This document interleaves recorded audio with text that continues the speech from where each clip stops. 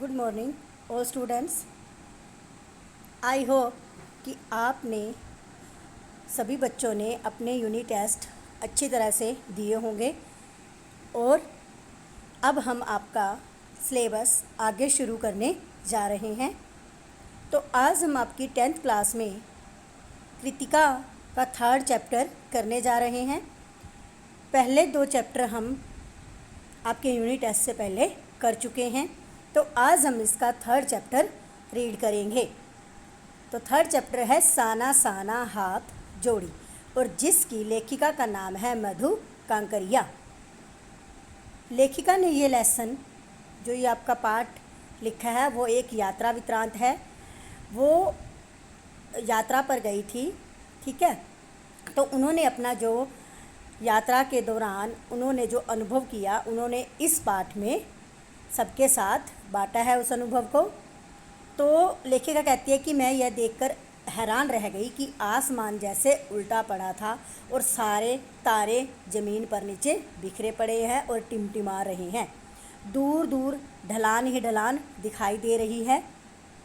तो ऐसे लग रहा था कि लेखिका मेहनतकश बादशाहों के किसी शहर में आ गई है और जिसका सबसे सुंदर वर्णन, जिसकी सुबह शाम रात बहुत बहुत ज़्यादा सुंदर दिखाई दे रही थी।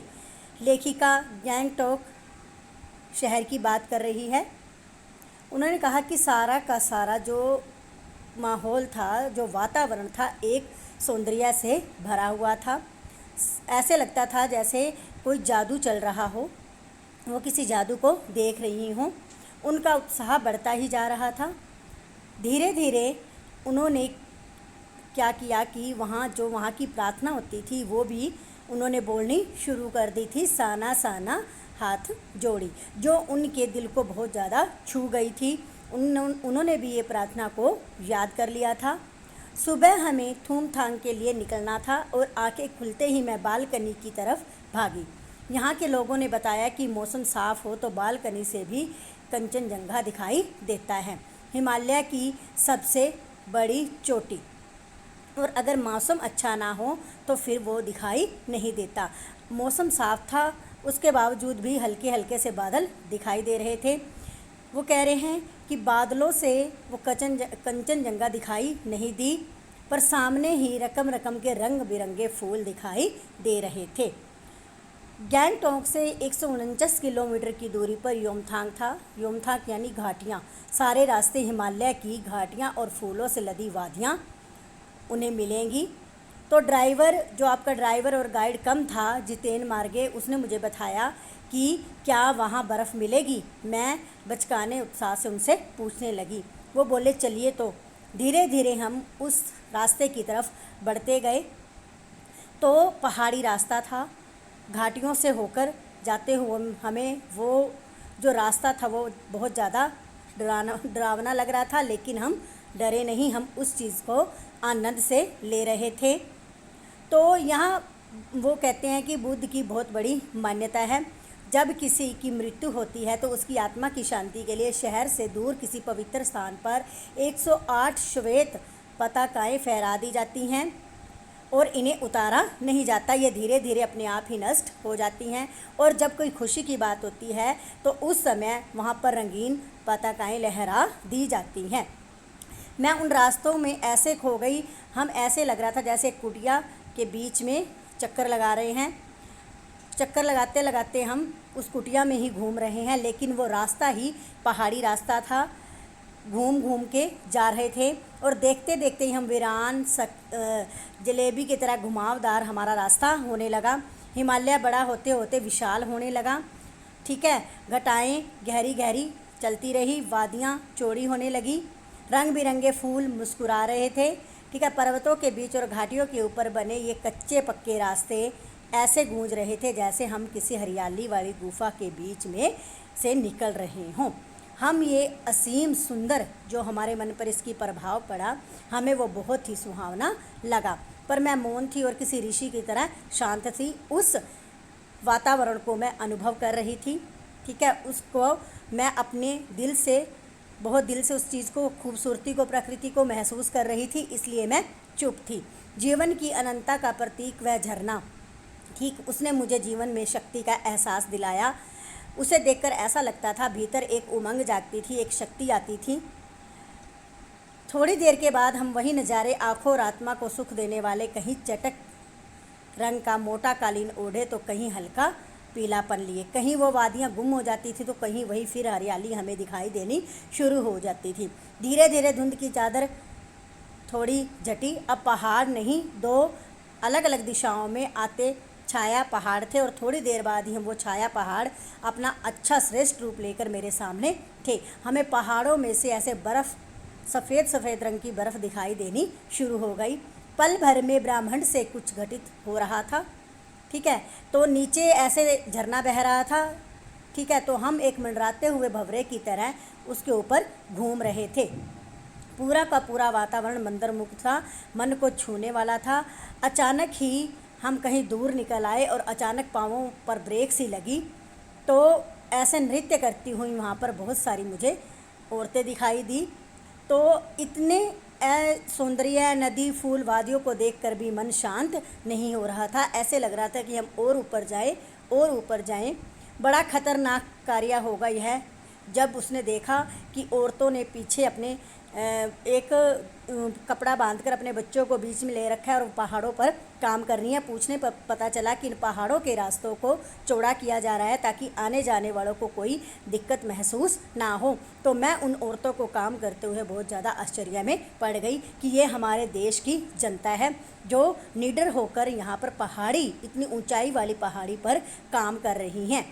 ये देश की आम जनता नहीं, जीवन के प्रति संतुलन भी है। तो हम लगातार ऊंचाइयों पर चढ़ते जा रहे थे। जितेन बता रहा था कि अब हम हर मोड़ पर हेयर पिन बैंड लेंगे और तेज़ी से ऊंचाई पर चढ़ते जाएंगे।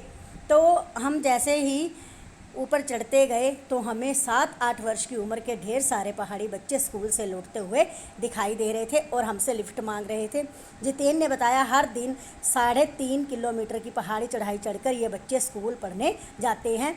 क्या यहाँ स्कूल बस नहीं है, मैंने पूछा। तो उन्होंने बताया कि यह पहाड़ी इलाका है, मैदान की तरह यहाँ कोई भी आपको चिकना बर्फीला नहीं मिलेगा। यह जीवन कठोर है, नीचे तराई है और एक ही स्कूल है। दूर दूर से बच्चे उसी स्कूल में पढ़ने आते हैं। इनमें से अधिकांश बच्चे शाम के समय अपनी माँओं के साथ मवेशियों को भी, यानी कि अपने पशुओं को भी जंगल में चराते हैं, लकड़ी ढूंढते हैं। खतरा अब धीरे धीरे बढ़ने लगा था, रास्ता और भी ज़्यादा भयानक हो रहा था। थोड़ा और आगे बढ़े कि एक चेतावनी, we care man ender around, पर हमें जरा जानवर नहीं, दूध देने वाले याक दिखे, काले काले ढेर याक। धीरे धीरे यह दृश्य मुझे बहुत ज़्यादा सुहावना लगने लगा। मेरा जो चेहरा था वो एकदम गुलाबी हो चुका था, इंद्रधनुषी रंग बिखर रहा था। मेरे अंदर से एक मंत्रमुग्ध चीखें निकल रही थी। अंधेरा होने के पहले हमें किसी प्रकार डगमगाती शिलाओं और पत्थरों से होकर तिस्ता नदी की धार तक हम पहुंच गए हैं वहाँ पर। तो मैं संकल्प की स्थिति में नहीं थी। भीतर ही एक प्रार्थना, एक कमज़ोर व्यक्ति की प्रार्थना, भीतर का हलाल, यानी कि मेरे को अंदर से डर भी लग रहा था कि हमने सब कुछ कितना पीछे छोड़ दिया। और जब हमने पीछे मुड़कर देखा तो हमने ये देखा कि हम 14,000 किलोमीटर की चढ़ाई ऊपर चढ़कर आए हैं। युमथांग की घाटियों में एक नया आकर्षण और जुड़ गया था। नहीं, बहरहाल युमथांग में चिप्स बेचती एक सिक्किम युवती ने मैंने पूछा, क्या तुम सिक्किम हो? नहीं, मैं इंडियन हूँ, उसने जवाब दिया। सुनकर खूब अच्छा लगा।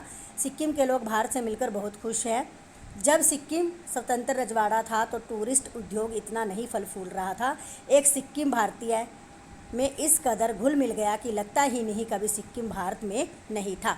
जीप में बैठते हुए मैंने एक पहाड़ी कुत्ते ने रास्ता काट दिया। मणि ने बताया, ये पहाड़ी कुत्ते हैं, ये भौंकते नहीं हैं, ये सिर्फ चांदनी रात में ही भौंकते हैं। तो ये सारा का सारा जब हम लौटती यात्रा में जीप में से जितने हमें रकम वकम की जानकारी देता था रहा। मैडम, यहाँ एक पत्थर है जिस पर गुरु नानक के फुटप्रिंट है। कहते हैं यहाँ गुरु नानक जी की थाली से थोड़े से चावल छिटक कर बाहर निकले थे। जिस जगह चावल छिटक कर गिरे थे वहाँ चावल की खेती होती है। करीब 3-4 किलोमीटर बाद ही हमें फिर उंगली दिखाई। मैडम, इसे खुदेम कहते हैं। यह पूरा लगभग 1 किलोमीटर का एरिया है। यहाँ देवी देवताओं का निवास होता है। तुम लोग पहाड़ों पर गंदगी नहीं फैलाते। उसने जीभ निकाल कर कहते बोला, नहीं मैडम, पहाड़, नदी, झरने, हम इनकी पूजा करते हैं, इन्हें गंदा करेंगे तो हम मर जाएंगे। तभी गैंगटोक इतना सुंदर है। मैंने कहा, गैंगटोक नहीं मैडम, गंतोक कहिए। इसका असली नाम गंतोक था। गंतोक का मतलब है पहाड़, यानी कि जहाँ पहाड़ पहाड़ हो। मैं कुछ पूछती हूँ कि फिर वो चालू हो गया। तो मैडम, युमथांग ही में पहले टूरिस्ट स्टॉप नहीं था। या तो सिक्किम जब बाहर से मिला तो यहाँ पर भारतीय आर्मी के कप्तान शेखर दत्ता के दिमाग में आया कि यहाँ सिर्फ फौजियों को रखकर क्या होगा, घाटियों के बीच रास्ते निकालकर इसे टूरिस्ट स्पॉट देना चाहिए। तो आप देखिए कि यहाँ रास्ते बन गए हैं। हाँ, रास्ते अभी भी बन रहे हैं, नए नए स्थानों की खोज हो रही है। शायद मनुष्य कि इस असमाप्त खोज का नाम सौंदर्य है, मन ही मन में कहती हूँ, और जीप आगे बढ़ने लगी। तो ये आपका लेसन था बेटा, रीड करवाया है। इसके क्वेश्चन आंसर भेज रहे हैं, राइट और लर्न दोनों करने हैं। धन्यवाद।